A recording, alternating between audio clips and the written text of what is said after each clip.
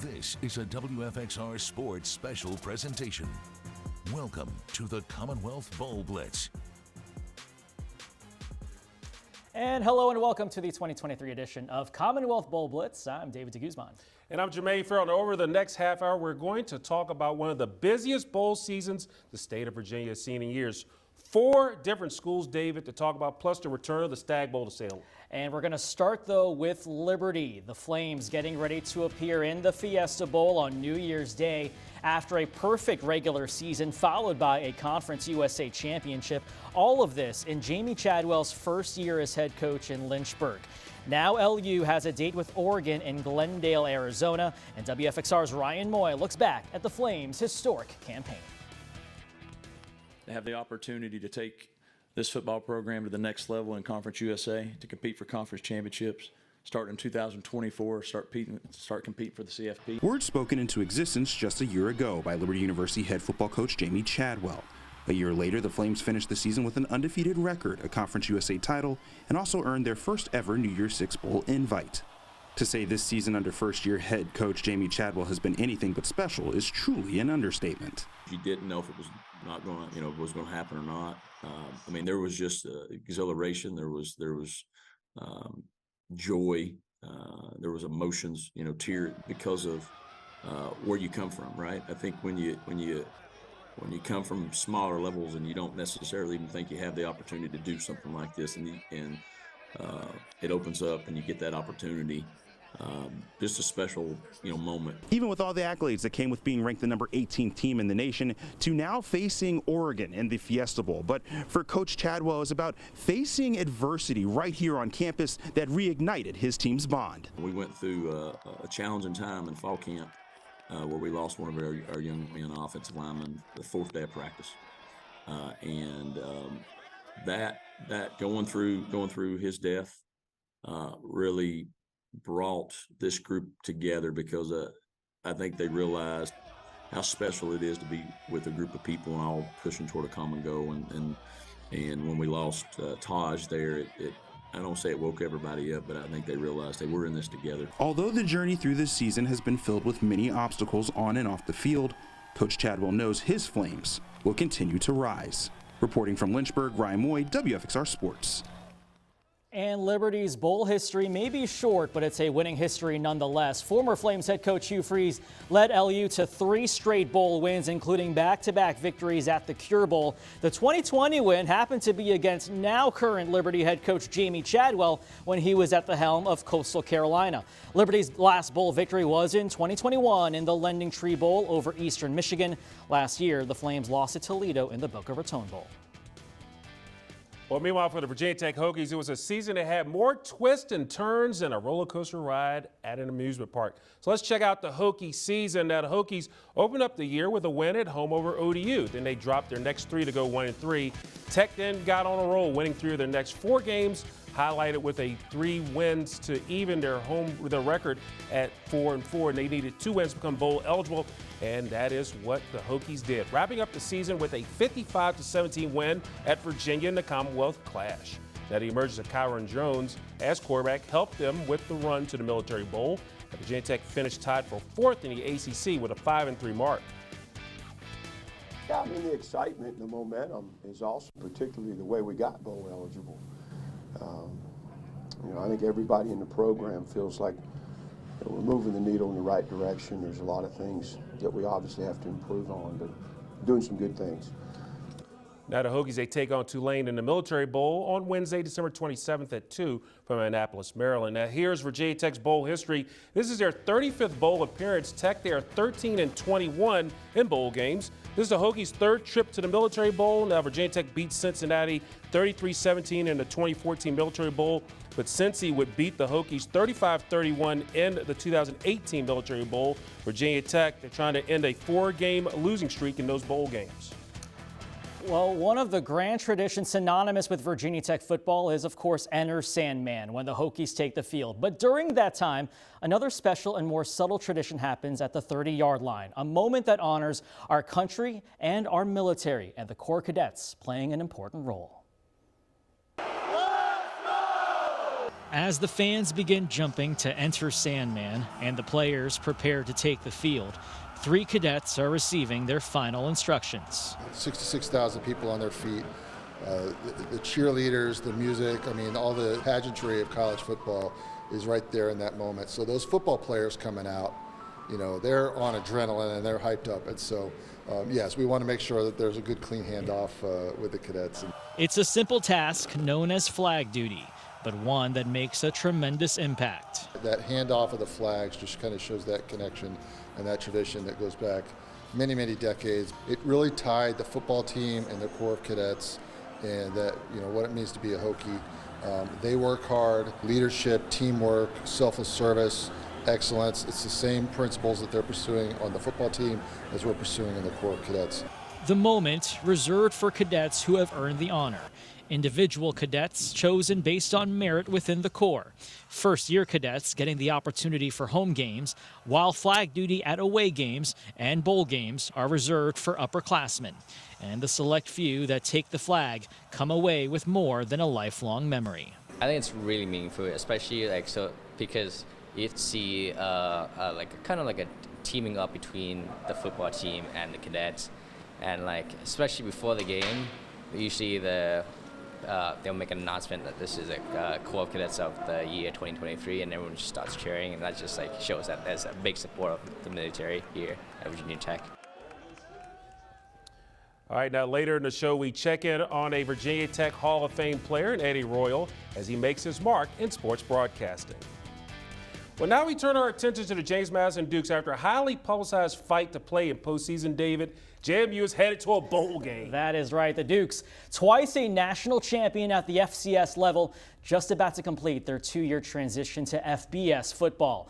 The Dukes nearly going undefeated. They won their first 10 games of the season, which included victories over Commonwealth opponents like the University of Virginia and Old Dominion. James Madison also getting the national spotlight on College Game Day, only to lose that same day to App State, the Dukes' only loss of the year.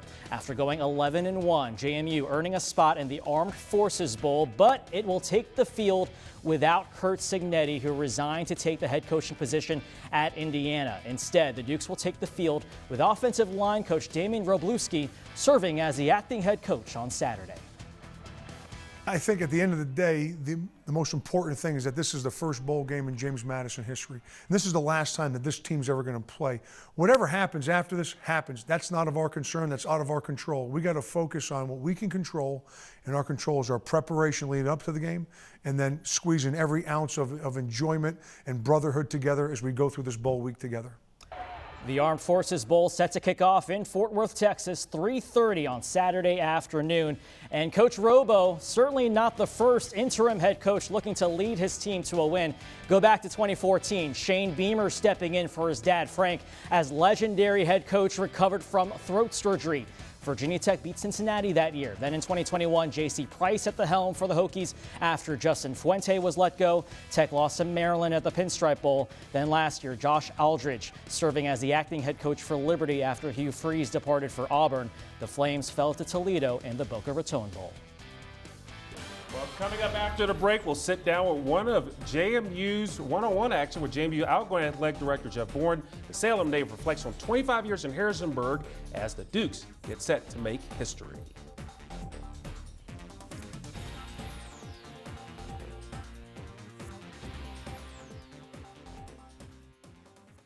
And now, back to the Commonwealth Bowl Blitz. I'm not here to knock down a program and build it up from scratch. You don't need that, right? You have an unbelievable football program here, right? I am here to advance it and accelerate it, right? I'm here to add to it and not slow this down in any which way. And I express that to the team. There's a lot of unbelievably great things going on that field that are going to continue to go on, right? At the same point in time, there's some things that I think that I could help with to take us to that next level. And I'm excited to put that into place. I want to win championships. You want to win championships. And we will do that together.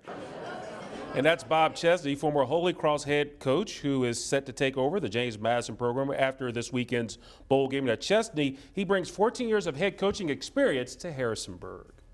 Now, welcome back to the Commonwealth Bowl Blitz. Chesney, is the latest hire by Athletic Director Jeff Bourne, who will get to see James Madison take the field in the Armed Forces Bowl.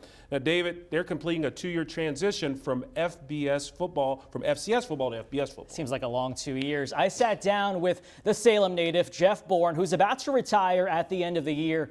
He says Saturday's game will be the pinnacle of a journey that began when he took the job 25 years ago. To me, the biggest thing is that all the individual threads in this rug have come together to pull in the right direction to make some incredible things happen. That's the one thing I think that stands about JMU that's so important, is the continuity, the common voice, and the culture that we've grown. And it makes it a special place that people want to be a part of. And I tell everybody, you cannot understand that unless you come here. If you come here and you witness it and you see it, you'll then believe it. So it is a truly unique, special place. You sure aren't going quietly, because there's just been so much that's happened in this past year. One of those things that did happen this year was kind of the whole fight for postseason eligibility. Is there anything you would have done differently when you look back on that at all? Probably not. I mean, we worked incredibly hard over the last 2 years, anticipating that it was going to be an uphill swim. But I guess looking back on it, I felt like there would be a better objective view taken. Some common sense would prevail in that. Although having dealt with NCAA now over a number of years, I should have known better. You know, they talk about always leave a place better than you found it. What's a legacy that you hope you leave behind here? And I would hope that people would look back and say, this guy really cares about people, and he cares about relationships, and he really wanted to help student athletes and professionals succeed. I think higher education is very unique in that standpoint. It offers the future of a dream, and to me, I got the dream, and that's what's really special. Indeed. Now, still to come on the Commonwealth Bowl Blitz, the Stag Bowl returns to Virginia's Championship City. We'll take you to Salem for a night in a national spotlight. This is the Commonwealth Bowl Blitz on WFXR.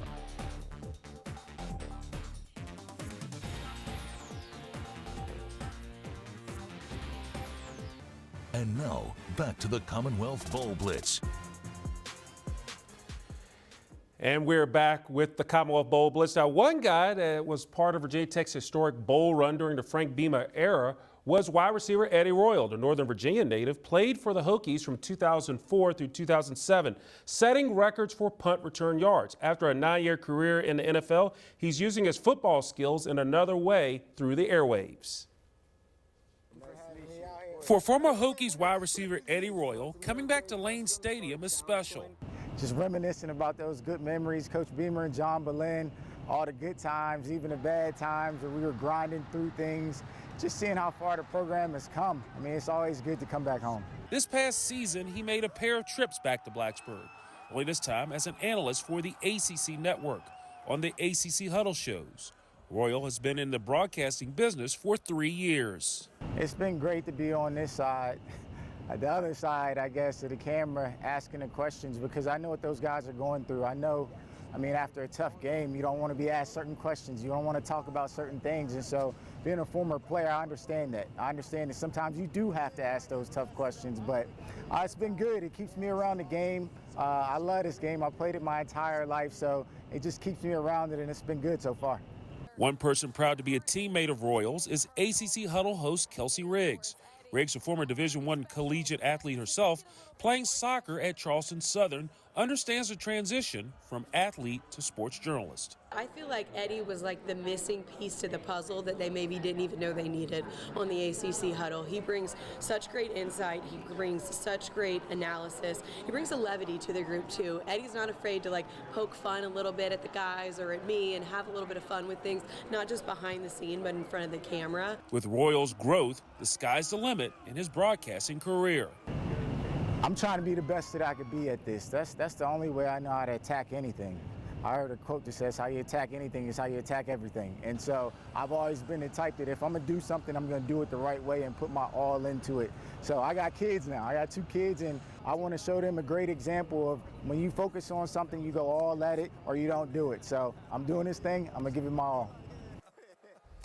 It's a really neat story. Proof that there is life after football, just not too far away from the sport. That's right. He does a good job there. Bowl season did get an early start right here in the Roanoke Valley as a long story tradition came back to Salem. Indeed, David. Now, WFXR's Ryan Moye takes us to the Stag Bowl last week, which crowned a national champion in Division III football. For 25 years, the Stag Bowl was synonymous with Salem, Virginia.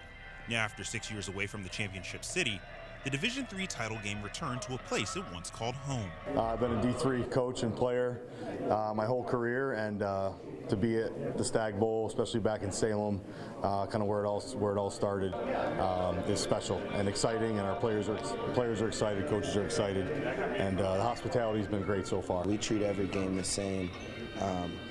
You know, so when it comes to a focused and disciplined level, you know, it's like that for every game. Every game's the same.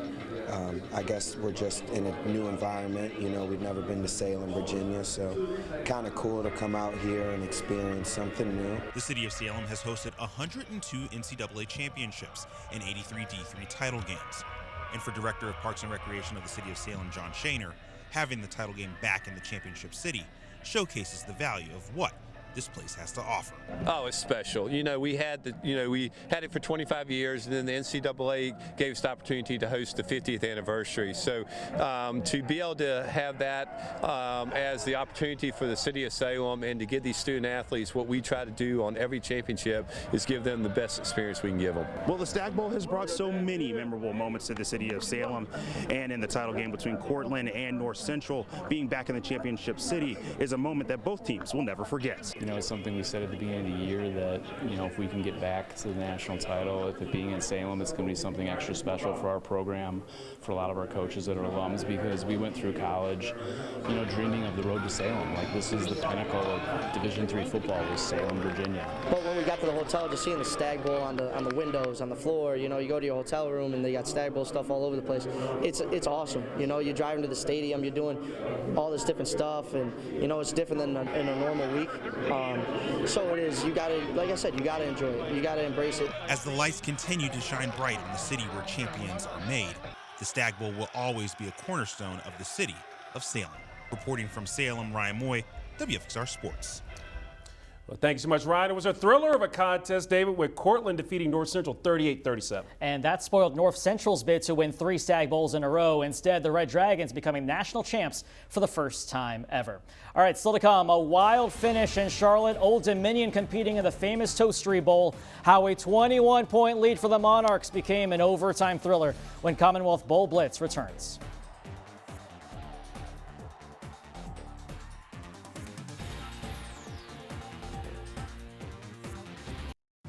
And now, back to the Commonwealth Bowl Blitz. All right, folks, down in Charlotte, Old Dominion taking on Western Kentucky in the famous Toastery Bowl. Quick start for the Monarchs. How about Chris House of Pain Kane with some haterade interception? It's a pick 6. House call, 30 yards. ODU up 21-zip. But the Toppers making a comeback after blocking a field goal. How about Caden Velkamp going to the air, hook up with Katie Hutchinson for the 15-yard score. We're tied at 35. We go to OT, baby, and Ethan Sanchez trying to give ODU the lead on a field goal. And here it is. It's a block party for Western Kentucky. And the Toppers say no on the kick. But a few moments later, about Lucas Carineros, he's going to turn around. He's going to do something that ODU couldn't. That's make the field goal 29 yards away. And Western Kentucky rallies from 21 down to beat ODU in the famous Toastery Bowl 38-35. What a game. All right, before we go, with the holidays coming up, let's take one last look at the upcoming bowl schedule. Yeah, we have 3 more Commonwealth teams in action during the bowls. The Armed Forces Bowl, that's going to take place at Fort Worth, Saturday, 3:30. James Madison taking on Air Force in that ball game. And then the Military Bowl, presented by Go Bowling in the Navy and Marine Corps Memorial Stadium in Annapolis. That's December 27th, next Wednesday, 2 o'clock. Virginia Tech taking on Tulane. And the Verbo Fiesta Bowl in Glendale, Arizona, as we have on January the 1st, Liberty taking on Oregon. It's going to add Old Dominion. I was going to put Old Dominion in it. I think we were talking about that bowl game, but maybe down the line. But Liberty taking on the Ducks on New Year's Day. Huge game for them. So exciting. That's right. We want to thank you for joining us for the 2023 edition of Commonwealth Bowl Blitz. Yeah, so many games to look forward to for Jermaine Ferrell and Ryan Moye. I'm David DeGuzman. Enjoy all the games, and hey, happy holidays.